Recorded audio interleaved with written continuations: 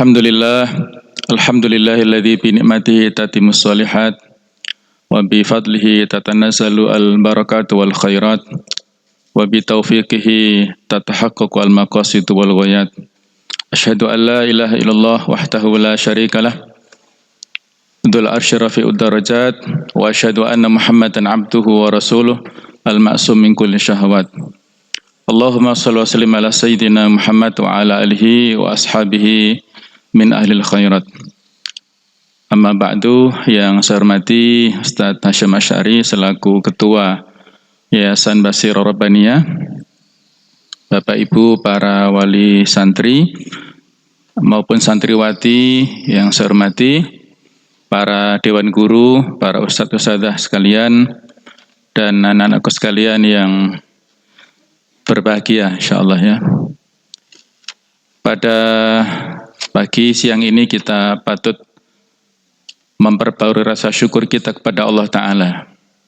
Judul acara kita ini mungkin beda dengan acara-acara di sekolah ataupun lembaga lainnya pada saat sesi terakhir ya, pelepasan ataupun perpisahan ya. Sebelumnya ada desain judulnya itu pelepasan dan perpisahan. Tapi setelah kami diskusi, kita membuat ya semacam ijtihad judul yang baru. Ini kan bukan hal yang baku ya, jadi fleksibel lah ya. Tidak ada pakemnya, sehingga kita buat kalimatnya tasyakuran, kelulusan. Tasyakuran dalam rangka ada nuansa syukurnya. Kita telah melewati perjuangan bersama-sama. Bapak Ibu berjuang untuk memberikan biaya dan alokasi pendidikan yang insya Allah itu tidak sia-sia ya. Wa ma anfaqtum min syai'in fa huwa yukhlifuhu. Apapun yang kita belanjakan di jalan Allah itu akan ada gantinya, tidak ada yang sia-sia ya. Kemudian para ustadz-ustadzah berjuang untuk melakukan pembinaan yang terbaik kepada anak-anak sekalian dengan keikhlasan insyaallah, serta anak-anakku sekalian berjuang untuk belajar dan menjadi generasi yang rabbani, generasi yang lebih baik lagi. Semuanya kita di sini adalah dalam rangka untuk mengusung tema perjuangan. Jadi kita bersyukur telah melewati etape ataupun fase dalam kehidupan kita semuanya, dan yang lebih penting adalah kita mensyukuri nikmat Allah Ta'ala yang begitu banyak. Wa in ta'uddu ni'matallahi la tuhsuha. Kalau kita menghitung nikmat Allah Ta'ala yang begitu banyak, tidak akan mampu untuk kita menghitungnya. Sangat banyak. Para ulama membagi nikmat ini menjadi dua kategori. Yang pertama disebut usulun ni'am, atau asas-asas kenikmatan. Yang kedua adalah furu'un ni'am, ataupun cabang-cabang kenikmatan. Apa yang dikategorikan usulun ni'am itu ada 4 paling tidak. Yang pertama adalah nikmat keimanan. Yang kedua adalah nikmat kesehatan. Yang ketiga adalah nikmat ilmu. Yang keempat adalah nikmat waktu. Nah, 4 itulah merupakan kenikmatan yang prinsip, yang asasi, kebutuhan primer dalam kehidupan kita. Nikmat pertama, nikmat iman, ini nikmat terbesar. Kita sangat paham bagaimana cerita perjuangan Abu Thalib, paman dari baginda Rasulullah SAW, yang begitu luar biasa dalam rangka mendukung dakwah beliau memperjuangkan Islam. Tetapi hidayah Allah tidak diberikan kepada Abu Thalib. Sampai meninggal dunia tidak mau mengucapkan 2 kalimat syahadat. Karena dijaga oleh para pembesar Quraisy, keluarga besar yang masih banyak kafirnya ya. Dan jangan sampai Abu Thalib keluar daripada ajaran nenek moyangnya. Sampai meninggal dunia tidak mau mengucapkan kalimat tauhid, dua kalimat syahadat ini. Kemudian setelah meninggal Nabi sallallahu alaihi wasallam mendoakan kepada pamannya ini, tapi dilarang Allah Ta'ala. Innaka la tahdi man ahbabta walakinnallaha yahdi man yasha. Sesungguhnya engkau Muhammad tidak bisa memberikan petunjuk kepada siapapun yang kamu cintai, tetapi Allah lah yang memberikan petunjuk. Jadi itulah nilai hidayah yang luar biasa. Paman beliau yang begitu dekatnya memperjuangkan segalanya, tapi belum mendapatkan hidayah dari Allah, akhirnya ya meninggal dalam keadaan yang kafir, dalam keadaan yang non-muslim. Maka kita wajib bersyukur atas nikmat iman. Balillahu yamunnu alaikum an hadakum lil Islam in kuntum shadiqin. Akan tetapi Allah lah yang telah memberikan petunjuk kepada kalian untuk berislam apabila kalian adalah orang-orang yang benar. Al yauma akmaltu lakum dinakum wa atmamtu alaikum nikmati. Pada hari ini telah aku berikan kesempurnaan agama kalian dan telah aku sempurnakan nikmat. Jadi Islam itu adalah kenikmatan yang disempurnakan Allah untuk kita semuanya, yang wajib untuk kita syukuri dan kita rawat. Yang kedua, nikmat kesehatan yang saat ini sangat penting pada kondisi pandemi yang kita tidak tahu sampai berapa lama lagi kita harus bertahan dan bersabar dalam era pandemi ini ya. Tapi harus selalu kita lihat nilai positifnya ya. Nikmatani maghbunun fihima katsir minan nas as-sihhatu wal faraq. Ada dua nikmat yang sering sekali manusia tertipu dengan dua nikmat ini, yaitu nikmat kesehatan dan nikmat kesempatan. Maka wajib kita bersyukur atas nikmat kesehatan pada saat tidak sedikit kawan-kawan kita, bahkan saudara kita, mungkin orang tua kita yang sudah mendahului kita pada era pandemi ini. Kita doakan mudah-mudahan mereka termasuk syuhada, orang-orang yang mati syahid, orang yang meninggal karena ta'un, karena penyakit menular, itu termasuk dikategorikan orang yang mati syahid insyaallah ya. Jadi wajib kita syukuri nikmat kesehatan ini. Nah, yang ketiga adalah nikmat ilmu. Kemudian gabung dengan nikmat waktu, sangat terkait ya. Ada sebuah hadis riwayat dari Tirmidzi, la tazulu qadama 'abdin yaumil qiyamah hatta tus'ala an arba'in. Tidaklah bergeser kaki anak manusia nanti pada hari kiamat sebelum ditanya oleh Allah tentang 4 pertanyaan, 4 hal yang harus kita jawab nanti di hadapan Allah Ta'ala. Yang pertama, an umrihi fima afnahu. Umur yang telah diberikan Allah kepada kita itu kita habiskan untuk apa? Kemudian wa an ilmihi fima fa'ala. Ilmu yang diberikan Allah pada kita itu kita pakai untuk apa? Kita manfaatkan, kita amalkan untuk apa? Yang ketiga, wa an malihi min aina akhadahu wa fima anfaqahu. Tentang harta kita ini, dari mana kita ambil dan kemana kita alokasikan, kita belanjakan. Yang keempat adalah wa an jismihi fima ablahu. Fisik yang diberikan Allah pada kita ini kita manfaatkan untuk apa? Apakah untuk ke majelis ilmu, apakah untuk kebaikan, ataukah untuk kemaksiatan? Itu semuanya ada pertanggungjawaban. Jadi nikmat-nikmat yang diberikan Allah ini ada konsekuensinya, ada tuntutannya. Apakah kita bisa mempertanggungjawabkan nikmat-nikmat ini ketika nanti diadili ataukah tidak bisa? Itu sebelum menyesal pada saat kita di yaumil hisab, mari kita persiapkan jawaban yang terbaik. Baik itu nikmat berupa ilmu yang diberikan Allah pada kita, nikmat fisik, ini kaitannya dengan masalah kesehatan juga, kemudian nikmat harta yang kita dapatkan merupakan titipan Allah. Ini malah 2 poin yang dipertanyakan, sumbernya dan alokasinya. Dan juga yang terkait dengan nikmat umur. Hasan al-Basri mengatakan, ya bena Adam, innama anta ayyam, idza dhahaba yaumun dhahaba ba'duk. Wahai anak manusia, tidak lain engkau itu adalah hari-hari. Kalau sudah lewat 1 hari, maka lewatlah umurmu, lewatlah usiamu. Tidak bisa kita putar waktu, jangankan 1 hari, 1 jam pun tidak bisa, bahkan 1 menit, 1 detik pun tidak bisa kita putar waktu yang sudah lewat itu.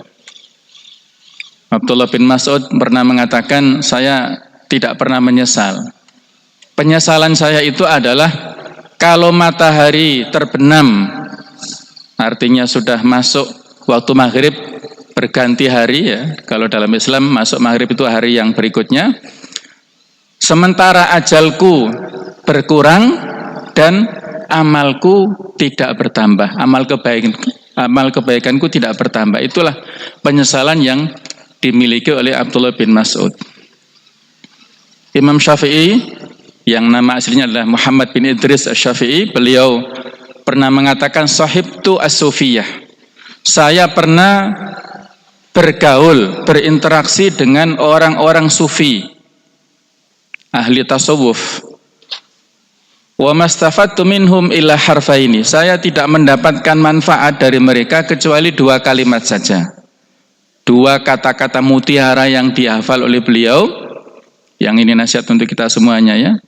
Yang pertama, al-waktu kas-saif, ilam taqta'uhu qata'ak. Waktu itu seperti pedang.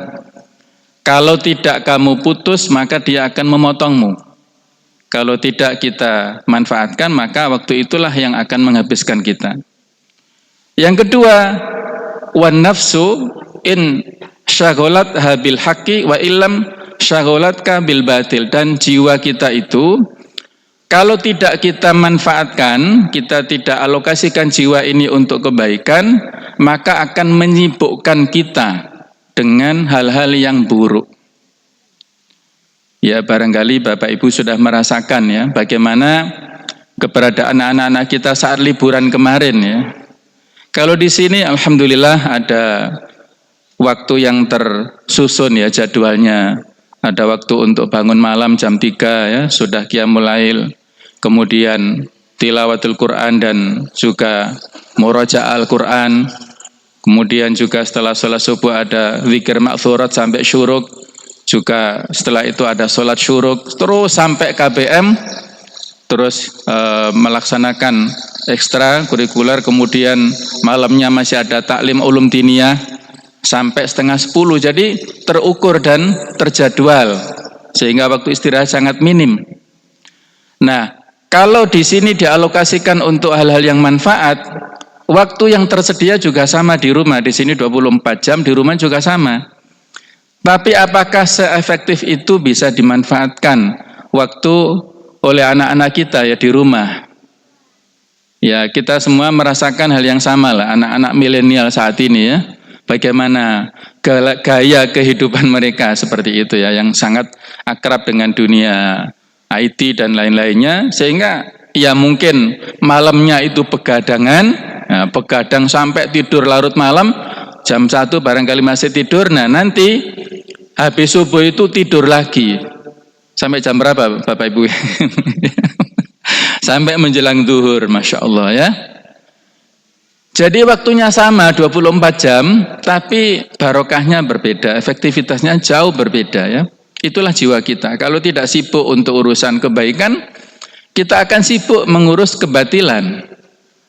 Ada yang sibuk ngurus majelis taklim, ngurus lembaga pendidikan, sibuk ngurus melayani umat, tapi di jalan-jalan sana sibuk untuk melakukan kerusakan di muka bumi ya, dengan mabuk-mabukan, dengan melakukan ya tindak kriminal dan sebagainya. Itulah jiwa kita yang harus kita alokasikan. Bapak-Ibu yang berbahagia, inilah harus kita sadari betul ya, waktu kita ini bukan gratis. Waktu ini ada pertanggungjawabannya nanti di akhirat, akan kita ditanya oleh Allah Ta'ala. Para ulama kita dulu luar biasa ya. Saya berikan beberapa kisah supaya menggugah, memberikan inspirasi kepada kita ya. Ada seorang ulama yang diberikan julukan Qadhil Qudhat. Kalau sekarang Qadhil Qudhat itu adalah hakim agung lah ya. Dalam melewati tiga khalifah. Beliau bernama Abu Yusuf. Abu Yusuf itu murid terbaik dari Abu Hanifah. Abu Hanifah adalah pendiri mazhab Hanafi ya. Abu Yusuf ini luar biasa semangatnya. Pada suatu saat beliau sakit. Dalam kondisi sakit ketika dikunjungi oleh salah seorang muridnya yang bernama Ibrahim. Kondisi sakit ini ya, bisa kita bayangkan bagaimana orang sakit ini, fisiknya lemah. Tetapi ketika dikunjungi salah seorang muridnya Ibrahim itu, Abu Yusuf mengatakan begini, mari kita mendiskusikan satu masalah. Masalah fikih, beliau adalah ahli fikih. Nah muridnya ini heran, wahai Syekh, Anda ini sakit, tapi kenapa begitu semangat untuk mendiskusikan satu masalah? Kata Abu Yusuf, barangkali dengan diskusi itu kita akan bisa menyelesaikan permasalahan umat. Nah, bisa memberi kontribusi untuk penyelesaian umat. Nah itulah, seorang alim seperti itu ya, pikirannya itu untuk umat dan umat. Dengan hasil diskusi ya mungkin kalau Ormas NU ada Bahtul Masail, ada di Muhammadiyah Majelis Tarjih. Nah mereka ini ulama-ulama dulu sering diskusi masalah-masalah itu. Ada sebuah kisah juga, Abu Yusuf juga ini luar biasa ya, sangat ekstrim lah kalau kita memahaminya. Satu saat Abu Yusuf ini mendapatkan musibah, salah seorang anaknya itu meninggal dunia. Sakit terus meninggal dunia. Pada saat yang sama ada majelis ilmunya Abu Hanifah. Dia bingung memilih mengurus anaknya atau menghadiri majelis ilmu. Akhirnya kecenderungannya untuk menghadiri majelis ilmu lebih kuat. Dan dia titipkan kepada keluarganya, kepada orang tuanya, tolong urus anakku supaya dirawat. Maksudnya dimandikan, dikafani, disolati dan dikuburkan. Saya pada saat ini menghadiri majelis ilmunya Abu Hanifah. Saya khawatir ketinggalan ya. Takut ketinggalan ilmu. Luar biasa ya. Mungkin kalau kita pahami kok sebegitu amat gitu ya. Kenapa enggak nanti dulu ya? Kalau sekarang barangkali bisa di replay ya, karena ada rekamannya mungkin ya. Ada rekaman YouTube-nya macam-macam, enggak bisa hadir, nah, bisa dilihat rekamannya. Dulu enggak ada. Kalau enggak hadir ya lewat ilmunya. Beliau memposisikan kenapa? Karena mengurus jenazah ini kan fardu kifayah hukumnya kan. Kalau sudah dilaksanakan sebagian gugur, tapi mencari ilmu itu fardu ain, tidak bisa diwakilkan. Maka dia membuat skala prioritas seperti itu. Luar biasa ya. Ada lagi yang namanya Muhammad bin Salam. Beliau ini salah seorang Syekh Bukhari dan juga Syekh Imam Muslim ya. Muhammad bin Salam ini pada saat menulis dan menikmati di majelis ilmu, majelis hadis, mendapatkan ilmu dari gurunya, bolpennya ini patah dan nggak punya serepnya. Mungkin pensil lah zaman dulu, nggak ada serepnya. Atau kalau tinta habis tintanya. Maka dia berteriak, kolam bidinar. Maksudnya apa? Siapa yang punya bolpen cadangan, saya akan membelinya dengan harga 1 dinar. Wah, luar biasa. 1 dinar itu berapa Bapak Ibu ya? 4 gram emas nilainya. 1 gram itu sekarang nggak tahu berapa, 500 atau 1 juta, Masya Allah ya. Jadi kalau 1 gram ini mungkin gram yang bagus ya, 24 karat yang logam mulia. Jadi kalau 1 gram itu nilainya 1 juta, berarti 4 gram berapa Bu? 4 juta. 1 ballpoint harganya dihargai dia 4 juta, Masya Allah ya. Makanya anak-anak ini kadang-kadang tidak bersyukur ya, bukan hanya di sini, di tempat lain juga sama ya. Jadi kecenderungan mereka untuk menikmati ilmu dan menulis ilmu ini sangat lemah ya. Kata para ulama kan, qayyidul ilma bil kitabah, tulislah, ikatlah ilmu itu dengan menulis. Al ilmu kasaid, ilmu itu seperti binatang buruan. Kalau tidak diikat, ya maka akan lepas. Maka ikatlah ilmu dengan tulisan. Nah, jadi sekarang lemah. Nah, kemudian ada lagi Ubaid ibnu Ya'ish. Ini gurunya Imam Bukhari juga, gurunya Imam Nasai. Beliau ini seorang ulama yang luar biasa ya. Beliau mengatakan sendiri, ini cerita testimoni dari dirinya. Saya selama 30 tahun malam-malam hari itu tidak memakan dengan tangan saya. Saya disuapi oleh adik saya perempuan, tangan saya sibuk menulis hadis sepanjang malam itu. Jadi nggak sempat makan malam, Bapak Ibu sekalian ya. Nggak sempat leha-leha makan malam, tapi disuapi oleh adik perempuannya itu. Sambil beliau menuliskan hadis sepanjang malam itu. Subhanallah, luar biasa ya. Ada lagi seorang ulama yang besar, yaitu Yahya ibn Ma'in. Ini gurunya Imam Bukhari juga, Imam Muslim, Imam Ahmad. Beliau menceritakan sendiri, Yahya bin Ma'in ini, saya mulai usia 10 tahun itu sudah menulis hadis, kata beliau. Dan ayahnya ini seorang kaya raya, memberikan bekal kepada putranya untuk mencari ilmu, itu sebanyak 100.000 dirham. Dikasih perbekalan, ini, saya kasih uang banyak untuk mencari ilmu, silahkan. Kemudian oleh Yahya bin Ma'in digunakan uang yang banyak itu sampai maksimal, dan pada akhirnya dia habis perbekalannya dan hanya tersisa sandalnya saja. Semuanya uang itu habis untuk mencari ilmu, yang tersisa hanya sandalnya saja. Masya Allah.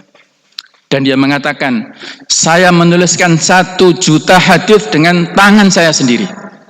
Subhanallah ya. Dengan tangannya menuliskan 1 juta hadis.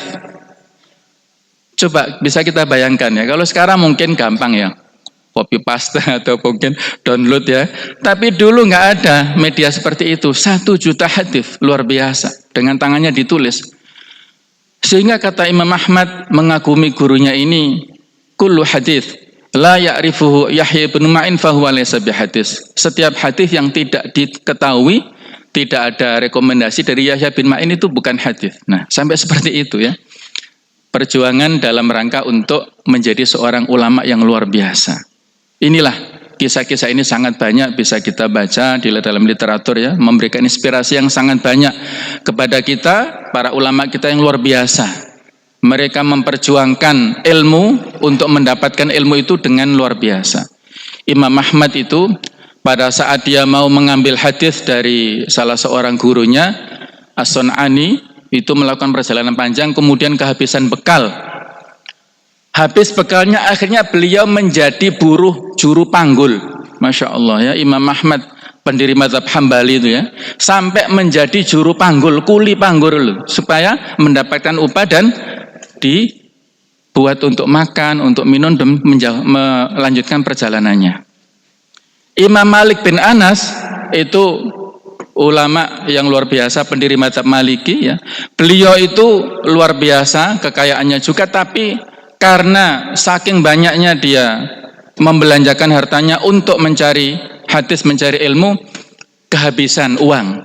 Sampai apa? Menjual itu atap rumahnya, kayunya dijual untuk menebus, untuk mendapatkan uang dan dibuat untuk biaya perbekalan untuk ilmu, mencari ilmu ya. Masya Allah, luar biasa. Kakaknya Ibnu Taimiyah itu luar biasa hobi untuk mencari ilmunya dan membaca ya. Sampai-sampai ketika dia buang hajat, mohon maaf ya, ketika dia buang hajat kalau sekarang di toilet ya, itu menyuruh saudaranya membaca buku dari luar. Kemudian didengarkan dari dalam ya. Misalnya kola siapa-siapa didengarkan dari dalam, kan nggak boleh bawa buku ke dalam toilet ya. Jadi menyuruh saudaranya membaca dari luar dan dia tidak sia-siakan. Buang hajatnya saja masih mencari ilmu ya. Luar biasa. Ibnu Qayyim al-Jauziyah itu beliau penulis besar ya, murid daripada Ibnu Taimiyah, menulis kitab Zadul Ma'ad, kitab 5 atau 6 jilid ya, yang isunya sangat-sangat bagus, itu dalam perjalanan menulis buku yang nilainya sangat bagus. Sayyid Qutb itu menuliskan kitab tafsir Fidhilal Quran itu pada saat di penjara oleh rezim zalim Mesir saat itu ya. Jadi di penjara menjadi seorang penulis tafsir Fidhilal yang sekarang sudah diterjemahkan ya. Masih banyak sekali bagaimana para ulama kita yang luar biasa. Ya, anak-anak ini, insya Allah ya, ini adalah pondasi kalian semua di sini.